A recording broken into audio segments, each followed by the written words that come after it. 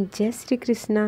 राधे राधे दोस्तों, अक्सर आपने देखा होगा कि रात के समय कुत्ते या बिल्ली की रोने की आवाज़ें आती है, जिसे अपशकुन मानकर लोग उस कुत्ते या बिल्ली को पत्थर मारकर भगा देते हैं। लेकिन क्या आपने कभी सोचा है कि वह प्राणी भूखा भी हो सकता है? ज़रूरी नहीं कि वह कुछ अनहोनी होने का ही संकेत दे रहा हो सकता है वह कई दिनों से भूखा प्यासा हो। 3 समय पेट भरकर खाने के बाद हमें कहाँ महसूस हो पाता है कि भूख क्या चीज़ होती है। पहले के समय में भोजन का कुछ हिस्सा जानवरों के लिए निकाल दिया जाता था, उसके बाद भोजन ग्रहण किया जाता था। जैसे कि पहली रोटी गाय की और आखिरी रोटी कुत्ते की निकाल दी जाती थी। लेकिन आज का इंसान इतना भूखा हो गया है कि न तो गाय की रोटी छोड़ता है और न ही कुत्ते की। दोस्तों, प्रकृति ने हमें जो अन्न और जल प्रदान किया है, उसमें थोड़ा हिस्सा जीव जंतुओं का भी होता है। मेरा तो आप सभी से यही कहना है कि उनका हिस्सा खाकर पाप के भागी न बने। कम से कम बचा कुछा खाना तो घर के बाहर रख दिया करें, ताकि कोई भूखा जीव जंतु उससे अपनी भूख मिटा सके। बेजुबान जानवरों की दुआएं बहुत काम आती हैं दोस्तों। बुरे अपशकुन और अनहोनी इंसानों के बुरे कर्मों से आती हैं, न कि निर्दोष जानवरों के रोने से। भगवान की मूर्ति के आगे तो आप 56 भोग लगा देते हैं, लेकिन घर के द्वार पर आए भूखे इंसान और जानवरों को दुत्कार कर भगा देते हैं। ये कहाँ का न्याय है दोस्तों? इससे भगवान कभी खुश नहीं होते और न ही आपके द्वारा चढ़ाए गए उस 56 भोग को स्वीकार करते हैं। कोशिश करें कि आपके द्वार पर आया कोई मनुष्य या पशु पक्षी भूखा न जाए।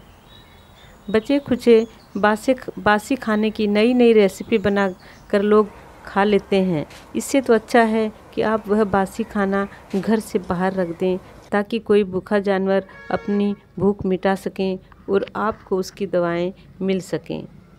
दुआएं खरीदी नहीं जाती दोस्तों, कमाई जाती हैं। और दुआ कमाने का ये तरीका सबसे आसान और सरल है। इसे अपने हाथ से न जाने दें। बेजुबान जानवरों की सहायता अवश्य करें। तो आइए दोस्तों, वीडियो शुरू करते हैं। हमारी आज की वीडियो का विषय है अलग अलग मनोकामनाओं की पूर्ति के लिए किस किस धातु के बर्तन से बेल वृक्ष में जल अर्पित करना चाहिए।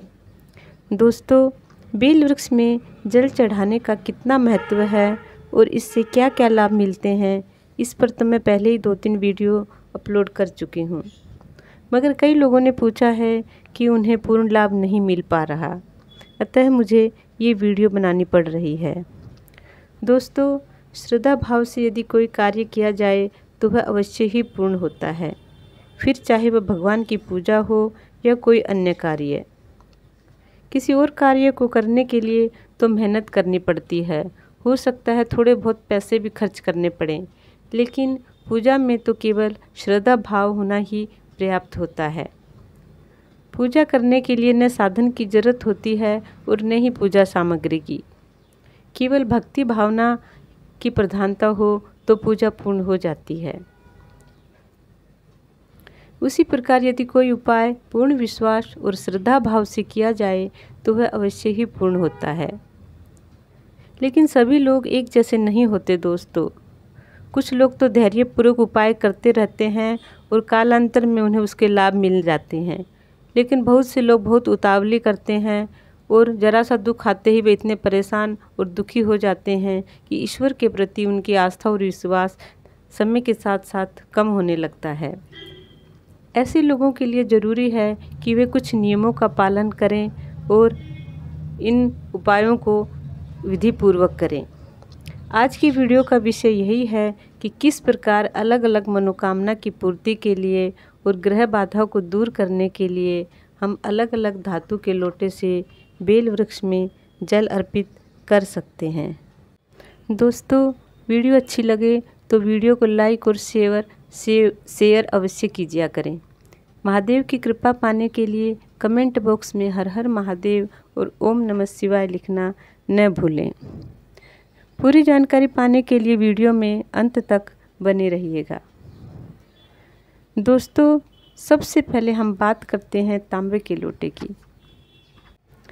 तांबे के लोटे से बेल वृक्ष में जल अर्पित करने से क्या क्या लाभ मिलते हैं और उसके क्या परिणाम होते हैं। दोस्तों, आपने देखा होगा कि पूजा में अक्सर तांबे के लोटे का ही प्रयोग किया जाता है। विशेषकर सूर्य भगवान में जल अर्पित करते समय तांबे के लोटे का प्रयोग करने की सलाह दी जाती है। इसका मुख्य कारण ये है कि तांबे धातु का संबंध सूर्य ग्रह से माना जाता है। सूर्य ग्रह के साथ साथ तांबे का संबंध मंगल ग्रह से भी माना जाता है।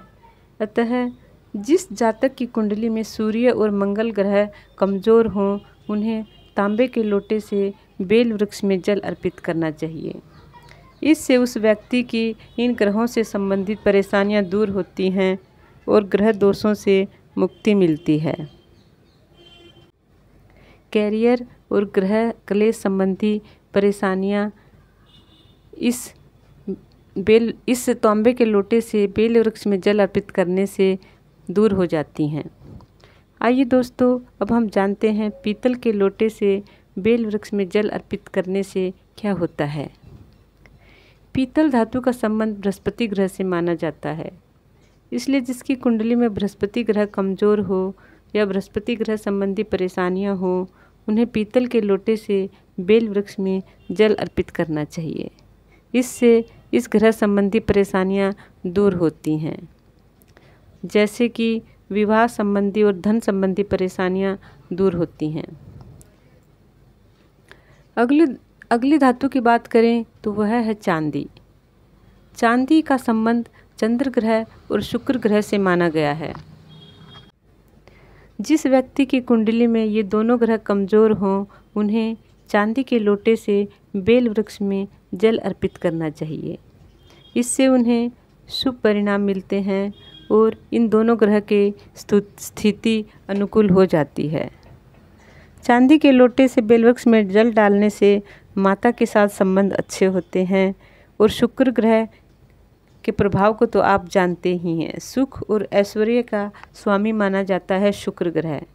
अतः सब स्पष्ट है कि चांदी के लोटे से जल अर्पित करने से शुक्र ग्रह मजबूत होता है और व्यक्ति अपार धन संपत्ति और वैभव को प्राप्त करता है।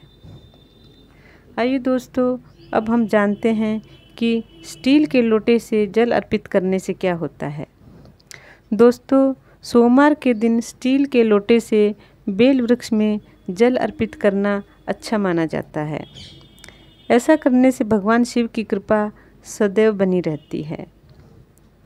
सोमवार के दिन स्टील के लोटे से बेल वृक्ष में जल अर्पित करने से महादेव अति प्रसन्न होते हैं और यदि वे प्रसन्न हो जाएं तो समझिए कि 9 के 9 ग्रह प्रसन्न हो जाते हैं।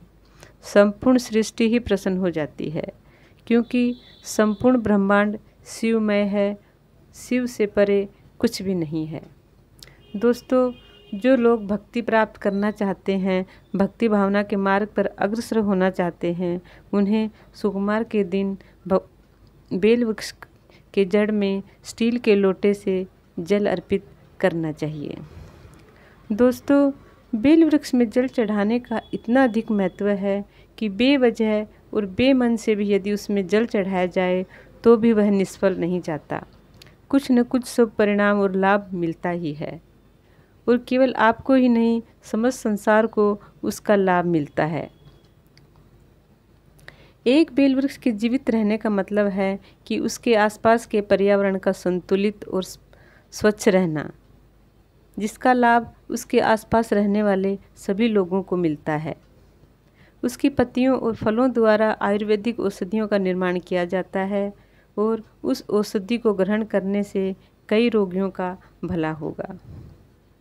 मगर इन सब के लिए बेल वृक्ष का जीवित रहना भी आवश्यक है, जो कि बिना जल के संभव ही नहीं है। अतः आपके आसपास यदि कोई बेल वृक्ष है तो उसमें जल अवश्य अर्पित करें। मंदिर में यदि आप भगवान शिव की पूजा करने जाते हैं और वहाँ बेल वृक्ष लगा हुआ है तो भगवान शिव की पूजा करने के पश्चात उस बेल वृक्ष में भी 1 लोटा जल अवश्य चढ़ाएं। इससे आपको महादेव की विशेष कृपा मिलेगी। और यदि किसी मनोकामना पूर्ति के लिए आप विधि विधान से बेल वृक्ष में जल अर्पित करते हैं तो वह मनोकामना निस्संदेह ही पूर्ण होती है, मगर उसके लिए आपको कुछ दिन लगातार धैर्य से ये प्रयोग करना होगा। तो दोस्तों, आज की वीडियो में आपने जाना कि अलग अलग धातु के लोटे से बेल वृक्ष में जल चढ़ाने से क्या क्या लाभ मिलते हों। आशा है जानकारी आपको पसंद आई होगी। वीडियो अच्छी लगी हो तो वीडियो को लाइक और शेयर अवश्य कीजिएगा। आज के लिए बस इतना ही। अगली वीडियो में फिर मिलती हूँ एक नई जानकारी के साथ। तब तक के लिए जय श्री कृष्णा, राधे राधे दोस्तों।